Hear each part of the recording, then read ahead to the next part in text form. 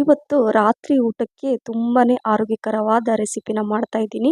ನಮ್ಮ ಉತ್ತರ ಕರ್ನಾಟಕದ ಸ್ಪೆಷಲ್ ಜೋಳದ ರೊಟ್ಟಿ, ಅದರ ಜೊತೆ ಹೀರೆಕಾಯಿ ಪಲ್ಯ. ತುಂಬ ಸಿಂಪಲ್ ಆಗಿ ಹೀರೆಕಾಯಿ ಪಲ್ಯನ ಮಾಡ್ತಾ ಇದ್ದೀನಿ. Hi friends, welcome back to my channel Renu's ರೆಸಿಪಿಗೆ ತಮ್ಮೆಲ್ಲರಿಗೂ ಸ್ವಾಗತ. ಉತ್ತರ ಕರ್ನಾಟಕದ ಸ್ಪೆಷಲ್ ಜೋಳದ ರೊಟ್ಟಿ ಜೊತೆಗೆ ಪಲ್ಯಗಳು ಇರಲೇಬೇಕು. ಹಾಗಾಗಿ ಈ ಹೀರೆಕಾಯಿನ ನಾನು ಸಿಪ್ಪೆ ತೆಗೆದುಬಿಟ್ಟು ಚೆನ್ನಾಗಿ ತೊಳೆದ್ಬಿಟ್ಟು ಈ ರೀತಿಯಾಗಿ ಹೆಚ್ಕೊಳ್ತಾ ಇದ್ದೀನಿ. ತುಂಬ ಎಳೆದಾಗಿದೆ ಹೀರೆಕಾಯಿ.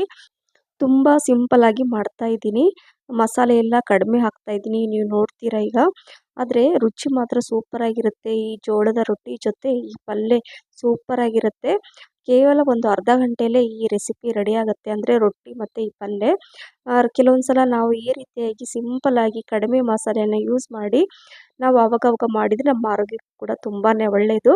ಹಾಗಾಗಿ ನಾನು ಈ ರೀತಿಯಾಗಿ ಮಾಡ್ತಾ ಇದ್ದೀನಿ. ಹೀರೆಕಾಯಿ 2 ಹೀರೆಕಾಯಿ ಅಂತ ಹೇಳಿದ್ನಲ್ವ, ಚೆನ್ನಾಗಿ ತೊಳೆದು ಈ ರೀತಿಯಾಗಿ ಸಣ್ಣಕ್ಕೆ ಹೆಚ್ಕೊಂಡಿದ್ದೀನಿ. ಹಾಗೆ ಅಲ್ಲಿ ಕಡಾಯಿ ಕೂಡ ನಾನು ಇಟ್ಟಿದ್ದೀನಿ ಬಿಸಿ ಮಾಡಲಿಕ್ಕೆ. ಅದರಲ್ಲಿ ಈಗ ಹೇಳಿದ್ನಲ್ಲ ಸಿಂಪಲ್ ಆಗಿ ಅಂತ. ಈ ಸಿಂಪಲ್ ಅಂದ್ರೂ ಅದರಲ್ಲಿ ಈರುಳ್ಳಿ, ಟೊಮೊಟೊ ಇರಲೇಬೇಕು ಅಲ್ವಾ. ಆದರೆ ಮಸಾಲೆ ಪದಾರ್ಥನ ಮಾತ್ರ ನಾನು ಕಡಿಮೆ ಹಾಕ್ತಾ ಇದ್ದೀನಿ. ನಿಮ್ಗೆ ತೋರಿಸ್ತೀನಿ ಒಂದೊಂದಾಗಿ. ಈಗ ಇಲ್ಲಿ ಈರುಳ್ಳಿ ನಾನು ಸಿಪ್ಪೆ ತೆಗೆದುಬಿಟ್ಟು ಸ್ವಲ್ಪ ತೊಳೆದ್ಬಿಟ್ಟು ಈಗ ಹೆಚ್ಕೊಳ್ತೀನಿ. ಈರುಳ್ಳಿ ಆಗಲಿ ಯಾವುದೇ ತರಕಾರಿ ಸ್ವಲ್ಪ ಚೆನ್ನಾಗಿ ತೊಳೆದುಬಿಟ್ಟೆ ನಾವು ಯೂಸ್ ಮಾಡೋದು ಒಳ್ಳೆಯದು. ಒಂದು ದಪ್ಪ ಗಾತ್ರದ ಈರುಳ್ಳಿ ತೊಗೊಂಡಿದ್ದೀನಿ, ಅದನ್ನು ನಾನು ಈ ರೀತಿಯಾಗಿ ಸಣ್ಣಕ್ಕೆ ಹೆಚ್ಕೊಂಡಿದ್ದೀನಿ. ಹಾಗೆ ಅಲ್ಲಿ ಕಡಾಯಿ ಕೂಡ ನಾನು ಇಟ್ಟಿದ್ದೀನಿ, ನೋಡ್ತಾ ಇರ್ಬೋದು. ಸೊ ಈಗ ಎಣ್ಣೆ ಕೂಡ ನಾನು ಅದರಲ್ಲಿ ಹಾಕಿದ್ದೀನಿ. ಸೊ ಒಂದು 4ರಿಂದ 5 ಸ್ಪೂನ್ ಎಣ್ಣೆ ಹಾಕಿದ್ದೀನಿ. ಎಣ್ಣೆ ಬಿಸಿ ಆದಮೇಲೆ ಸಾಸಿವೆ, ಜೀರಿಗೆ, ಸ್ವಲ್ಪ ಇಂಗು, ಕರಿಬೇವು, ಹಾಗೆ ಹೆಚ್ಚಿರುವಂತಹ ಒಂದು ಈರುಳ್ಳಿನ ಹಾಕೊಂಡು ಹಸಿ ವಾಸನೆ ಹೋಗೋ ತನಕ ಈರುಳ್ಳಿ ಲೋ ಮೀಡಿಯಂ ಫ್ಲೇಮಲ್ಲಿ ಫ್ರೈ ಮಾಡ್ಕೊಳ್ಳೋಣ. ಈಗ ನಾನು ಸಿಮ್ಮಲ್ಲಿ ಇಟ್ಬಿಟ್ಟು ಟೊಮೆಟೊ ತೊಗೊಂಡಿದ್ದೀನಿ, ಒಂದು ತೊಳೆದ್ಬಿಟ್ಟು ಹೆಚ್ಕೊಳ್ತಾ ಇದ್ದೀನಿ. ಒಂದು ಟೊಮೆಟೊ ಸಾಕಾಗುತ್ತೆ ಇದಕ್ಕೆ.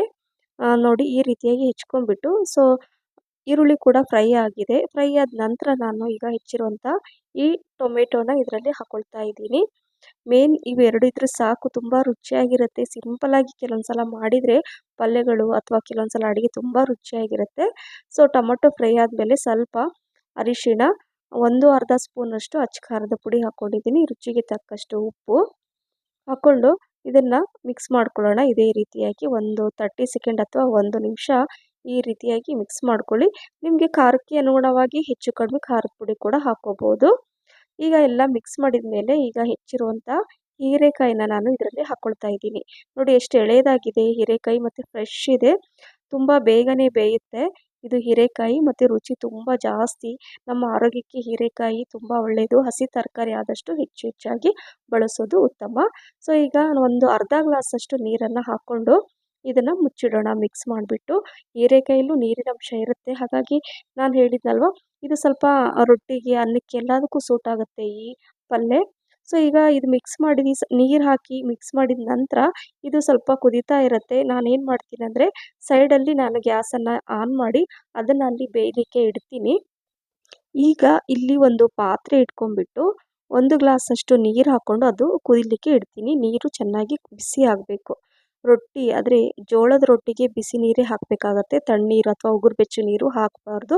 ಗ್ಲೂಟನ್ ಫ್ರೀ ಜೋಳದ ರೊಟ್ಟಿ ನಮ್ಮ ಆರೋಗ್ಯಕ್ಕೆ ತುಂಬಾ ಒಳ್ಳೆಯದು. ಇದು ವೆಯ್ಟ್ ಲಾಸ್ ಕೂಡ ಮಾಡುತ್ತೆ, ಮತ್ತು ಶುಗರ್ ಇದ್ದವ್ರಿಗೆ ಅಂತೂ ಇದು ಒಂಥರ ರಾಮಬಾಣ.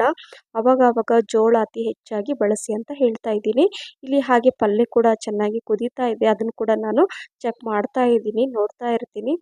ಹಾಗೆ ಲೋ ಮೀಡಿಯಂ ಫ್ಲೇಮಲ್ಲಿ ಇಟ್ಟು ಅದನ್ನ ಬೇಯಿಸ್ಕೊಳ್ತಾ ಇರ್ತೀನಿ. ನಾನು ಹೇಳಿದ್ನಲ್ಲ ಕಡಿಮೆ ಇಂಗ್ರೀಡಿಯೆಂಟ್ಸನ್ನು, ಅಂದರೆ ಮಸಾಲೆನ ಹಾಕಿ ಮಾಡ್ತಾ ಇದ್ದೀನಿ ಅಂತ. ಏನೂ ಇಲ್ಲ, ಒಂದೇ ಒಂದು ಮಸಾಲೆ 1/4 ಸ್ಪೂನಷ್ಟು ನಾನು ಗರಂ ಮಸಾಲನ ಹಾಕ್ಕೊಳ್ತಾ ಇದ್ದೀನಿ. ಮನೆಯಲ್ಲೇ ಮಾಡಿರುವಂತಹ ಗರಂ ಮಸಾಲೆನ ಹಾಕಿಬಿಟ್ಟು ಮಿಕ್ಸ್ ಮಾಡಿ ಈಗ ಬೆಂದಿದೆ ಇಲ್ಲೋ ಅಂತ ಚೆಕ್ ಮಾಡ್ತಾ ಇದ್ದೀನಿ. ಸೊ ಈಗ ಬೆಂದಿದೆ. ಇನ್ನು 1 ನಿಮಿಷ ಅಥವಾ 2 ನಿಮಿಷ ಲೋ ಫ್ಲೇಮಲ್ಲಿ ಇಟ್ಟು ಇದನ್ನು ಗ್ಯಾಸ್ ಫ್ಲೇಮನ್ನು ಆಫ್ ಮಾಡಿದರೆ ಪಲ್ಯ ಕೂಡ ರೆಡಿ ಆಗುತ್ತೆ. ಸೊ ಈಗ ಅದನ್ನು ನಾನು ಮುಚ್ಚಿಟ್ಟಿದ್ದೀನಿ. ಈ ರೀತಿಯಾಗಿ ತುಂಬ ಸಿಂಪಲ್ಲಾಗಿ ಪಲ್ಯ ಕೂಡ ರೆಡಿ ಆಗುತ್ತೆ. ಸೊ ನೀರು ಕೂಡ ಬಿಸಿ ಆಗ್ತಾ ಇರುತ್ತೆ. ಇಲ್ಲಿ 2 ಕಪ್ಪಷ್ಟು ನಾನು ಜೋಳದ ಹಿಟ್ಟನ್ನು ತೊಗೊಂಡಿದ್ದೀನಿ. ಇದು ಪ್ಯೂರ್ ಜೋಳದ ಹಿಟ್ಟು, ಇದರಲ್ಲಿ ಯಾವುದು ಏನು ಮಿಕ್ಸ್ ಇಲ್ಲ. ಹಾಗಾಗಿ ನಾನು ರೊಟ್ಟಿನ ಯಾವಾಗಲೂ ಅಷ್ಟೇ ಹೆಚ್ಚಾಗಿ ತಟ್ಟಿಬಿಟ್ಟೇ ಮಾಡೋದು, ನನಗೆ ಅದು ಅಭ್ಯಾಸ ಆಗಿದೆ. ಹಾಗಾಗಿ ನೀವು ಕೂಡ ನಿಮ್ಗೆ ಯಾವ ರೀತಿ ಬರುತ್ತೋ ಆ ರೀತಿ ಮಾಡಿ, ಬಟ್ ರೊಟ್ಟಿ ತಟ್ಟಿಬಿಟ್ಟು ಮಾಡೋದೇ ಒಳ್ಳೆಯದು ಅಂತ ಹೇಳ್ತಾ ಇದ್ದೀನಿ. ಪಲ್ಯ ಕೂಡ ನಾನು ನೋಡ್ತಾ ಇದ್ದೀನಿ, ಅದು ಕೂಡ ಬೇಯ್ತಾ ಇದೆ, ಬಿಸಿ ನೀರು ಕುದೀತಾ ಇದೆ. ಆ ಕುದೀತಾ ಇರೋ ನೀರನ್ನು ನಾನು ಈ ಜೋಳದ ಹಿಟ್ಟಲ್ಲಿ ಹಾಕ್ಕೊಂಡು ಒಂದು ಸ್ಪೂನಿಂದ ಈ ರೀತಿಯಾಗಿ ಮಿಕ್ಸ್ ಮಾಡ್ಕೋಬೇಕು. ಯಾಕಂದರೆ ತುಂಬ ಬಿಸಿ ಇರುತ್ತೆ ನೀರು. ಹಾಗಾಗಿ ಎಷ್ಟು ಬೇಕೋ ಅಷ್ಟು ನೀವು ಹಿಟ್ಟು ಕಲಸುವಾಗ ಗೊತ್ತಾಗುತ್ತೆ. ಸ್ವಲ್ಪ ಸ್ವಲ್ಪ ನೀರು ಹಾಕ್ಕೊಂಡು ಕಲಿಸ್ಕೊಳ್ಳಿ ಈ ರೀತಿಯಾಗಿ. ರೊಟ್ಟಿ ಮಾಡೋರಿಗೆ ಎಷ್ಟು ನೀರು ಪ್ರಮಾಣ ಅಂತ ಗೊತ್ತೇ ಇರುತ್ತೆ. ಫಸ್ಟ್ ಟೈಮ್ ಮಾಡೋರಿಗೆ ಸ್ವಲ್ಪ ಹೆಚ್ಚಾಗಿ ಗೊತ್ತಿರಲ್ಲ. ಆವಾಗ ನೀವು ಏನು ಮಾಡಿ, ಕಡಿಮೆ ಹಿಟ್ಟು ಹಾಕ್ಕೊಂಡು ಸ್ವಲ್ಪ ರೂಢಿ ಮಾಡ್ಕೊಳ್ಳಿ ರೊಟ್ಟಿ ಮಾಡಿಕೊಂಡು. ಆಮೇಲೆ ನಿಮಗೆ ನಿಧಾನಕ್ಕೆ ಅದು ಅಭ್ಯಾಸ ಆಗುತ್ತೆ. ಯಾಕಂದರೆ ಜೋಳ ನಮ್ಮ ಆರೋಗ್ಯಕ್ಕೆ ತುಂಬ ಒಳ್ಳೆಯದು. ಹಾಗಾಗಿ ಅವಾಗವಾಗ ನೀವು ಈ ರೀತಿಯಾಗಿ ಜೋಳದ ರೊಟ್ಟಿ ಕೂಡ ಮಾಡಿ ಅಂತ ಹೇಳ್ತಾ ಇದ್ದೀನಿ. ಇದು ನಾನು ರಾತ್ರಿ ಊಟಕ್ಕೆ ಮಾಡ್ತಾ ಇರೋದ್ರಿಂದ ಹೆಚ್ಚಾಗಿ ಜಾಸ್ತಿ ಮಸಾಲೆ ಏನು ಹಾಕ್ಕೊಳ್ತಾ ಇಲ್ಲ. ಪಲ್ಯಗಳಿಗೂ ನೀವು ನೋಡಿರ್ಬೋದು. ಸೊ ಈಗ ರೊಟ್ಟಿ ಹಂಚು ಕೂಡ ಇಟ್ಟಿದ್ದೀನಿ ನಾನು. ಆ ಹಂಚು ಕೂಡ ಬಿಸಿ ಆಗ್ತಾ ಇರುತ್ತೆ. ಒಂದು ಪಾತ್ರೆಯಲ್ಲಿ ನಾನು ತಣ್ಣೀರನ್ನು ಹಾಕ್ಕೊಂಡು ಅದರಲ್ಲಿ ಒಂದು ಬಟ್ಟೆ ಕೂಡ ಇಟ್ಕೊಂಡಿದ್ದೀನಿ. ಸೊ ನೀರು ಅಂದರೆ ಹಿಟ್ಟು ಕಲಸುವಾಗ ಸ್ವಲ್ಪ ತಣ್ಣೀರು ಅವಶ್ಯಕತೆ ಬಂದರೆ ಈ ರೀತಿಯಾಗಿ ಸ್ವಲ್ಪ ನೀರು ಈ ಥರ ಹಾಕ್ಕೊಂಡು ನೀವು ಹಿಟ್ಟನ್ನು ಕಲಿಸ್ಕೋಬೇಕಾಗತ್ತೆ. ತುಂಬ ಗಟ್ಟಿನೂ ಅಲ್ಲ, ತುಂಬ ತೆಳುನೂ ಅಲ್ಲ. ನೀವು ರೊಟ್ಟಿ ತಟ್ಟಲಿಕ್ಕೆ ಎಷ್ಟು ಬೇಕೋ ಅಷ್ಟು ಹಿಟ್ಟನ್ನು ಕರೆಕ್ಟಾಗಿ ಹದವಾಗಿ ಈ ರೀತಿಯಾಗಿ ನಾದ್ಕೋಬೇಕು. ನೋಡಿ, ಈ ರೀತಿಯಾಗಿ ಜೋಳದ ಹಿಟ್ಟನ್ನು ನಾನು ನಾದ್ಕೊಂಡು ಇಡ್ತೀನಿ. ಚಪಾತಿ ಹಿಟ್ಟು ಏನಾಗುತ್ತೆ ಅಂದರೆ ಹಿಟ್ಟು ಕಲಸಿಬಿಟ್ಟು ನೀವು ರೆಸ್ಟ್ ಮಾಡಿದ ನಂತರ ನೀವು ಯಾವಾಗಾದರೂ ಚಪಾತಿ ಮಾಡ್ಬೋದು.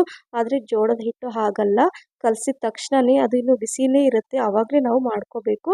ರೊಟ್ಟಿ ಚೆನ್ನಾಗಿ ಬರುತ್ತೆ.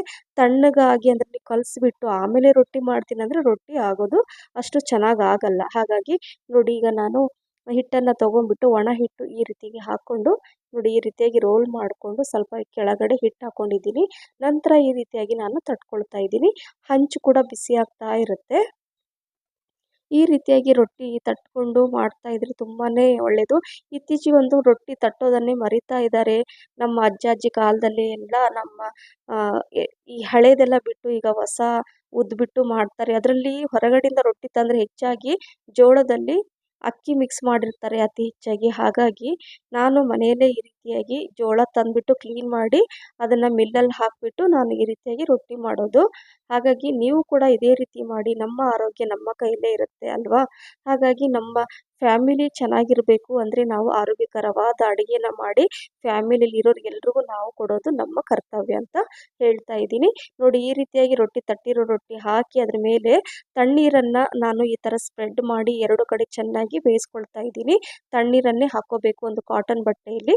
ನೀವು ಈ ರೀತಿ ಸ್ಪ್ರೆಡ್ ಮಾಡಿ ನಂತರ ಒಂದು 30 ಸೆಕೆಂಡ್ ಬಿಟ್ಟು ಅದನ್ನು ಈ ರೀತಿಯಾಗಿ ಎಲ್ಲ ಕಡೆನೂ ಬೇಯಿಸ್ಕೋಬೇಕಾಗುತ್ತೆ, ಎರಡು ಕಡೆನೂ. ನೋಡಿ, ಈ ರೀತಿಯಾಗಿ ಜೋಳದ ರೊಟ್ಟಿ ರೆಡಿ ಆಯಿತು. ಬಿಸಿ ಬಿಸಿ ಜೋಳದ ರೊಟ್ಟಿ ತಿಂತಾ ಇದ್ದರೆ ತಿಂತಾನೇ ಇರ್ತೀರಾ. ಅದೇ ರೀತಿಯಾಗಿ ನಾನು ಉಳಿದಿರುವಂತಹ ರೊಟ್ಟಿ ಕೂಡ ತಟ್ಟಿ ಇಟ್ಕೊಳ್ತಾ ಇದ್ದೀನಿ, ಮಾಡ್ತಾ ಇದ್ದೀನಿ. ಪಲ್ಯ ಕೂಡ ನೀವು ನೋಡಿದ್ರಿ, ಅದು ಕೂಡ ರೆಡಿಯಾಗಿದೆ. ಪಲ್ಯ ತುಂಬ ಸಿಂಪಲ್ಲಾಗಿ ಒಂದು 10-15 ನಿಮಿಷದಲ್ಲೇ ಆ ಪಲ್ಯ ಕೂಡ ರೆಡಿ ಆಯಿತು. ಈ ರೊಟ್ಟಿ ಕೂಡ ಒಂದು 15 ನಿಮಿಷದಲ್ಲಿ ಆಗಿಬಿಡುತ್ತೆ. ಹಾಗಾಗಿ ಹೇಳಿದ್ನಲ್ಲ, ಒಂದು ಅರ್ಧ ಗಂಟೆಯಲ್ಲಿ ರಾತ್ರಿ ಊಟ ರೆಡಿ ಆಗುತ್ತೆ. ಬಿಸಿ ಬಿಸಿ ಜೋಳದ ರೊಟ್ಟಿ ಜೊತೆ ಈ ಹೀರೆಕಾಯಿ ಪಲ್ಯ, ಅಬ್ಬಬ್ಬಾ ಏನು ರುಚಿ ಅಂತೀರಾ. ತಿಂದೋರಿಗೆ ಇದರ ರುಚಿ ಗೊತ್ತಾಗುತ್ತೆ. ಹಾಗಾಗಿ ಮಿಸ್ ಮಾಡದೆ ನೀವು ಮಾಡಿ ಅಂತ ನಾನು ಪದೇ ಪದೇ ಹೇಳ್ತಾ ಇದ್ದೀನಿ. ನೋಡಿ, ಎಲ್ಲ ಜೋಳದ ರೊಟ್ಟಿನ ನಾನು ಮಾಡಿಟ್ಟಿದ್ದೀನಿ. ರೊಟ್ಟಿ ಬುಟ್ಟಿ ಅದು ನಾನು ಆ ಜೋಳ ಅಂದರೆ ರೊಟ್ಟಿ ಮಾಡಿದರೆ ನಾನು ಅದರಲ್ಲೇ ಹಾಕೋದು ರೊಟ್ಟಿನ. ಸೊ ಈಗ ಜೋಳದ ರೊಟ್ಟಿ ರೆಡಿ ಆಯಿತು. ನೋಡಿ ಎಷ್ಟು ಸಾಫ್ಟ್ ಆಗಿದೆ. ಸೊ ಊಟಕ್ಕೆ ರೆಡಿ ಆಯಿತು. ಈ ರೀತಿಯಾಗಿ ನೀವು ಅವಾಗವಾಗ ಆರೋಗ್ಯಕರವಾದ ರೆಸಿಪಿನ ಮಾಡಿ ಅಂತ ಹೇಳ್ತಾ, ಈ ರೆಸಿಪಿ ನಿಮಗೆ ಇಷ್ಟ ಆದರೆ ಲೈಕ್, ಶೇರ್, ಕಮೆಂಟ್ಸ್ ಮತ್ತು ಸಬ್ಸ್ಕ್ರೈಬ್ ಮಾಡೋದನ್ನು ಮರಿಬೇಡಿ. ಹಾಗೆ ನನ್ನ ಫೇಸ್ಬುಕ್ ಪೇಜನ್ನು ಫಾಲೋ ಮಾಡಿ ಅಂತ ಹೇಳ್ತಾ ಇದ್ದೀನಿ. ನೋಡಿ, ಹೀರೆಕಾಯಿ ಪಲ್ಯ ಕೂಡ ಎಷ್ಟು ಚೆನ್ನಾಗಿ ಕಾಣಿಸ್ತಾ ಇದೆ. ನೀವು ರೈಸ್ ಮಾಡಿದರೂ ಕೂಡ ಆ ರೈಸ್ ಜೊತೆ ಕೂಡ ಅನ್ನದ ಜೊತೆ ಕಲಸಿ ತಿನ್ಬೋದು.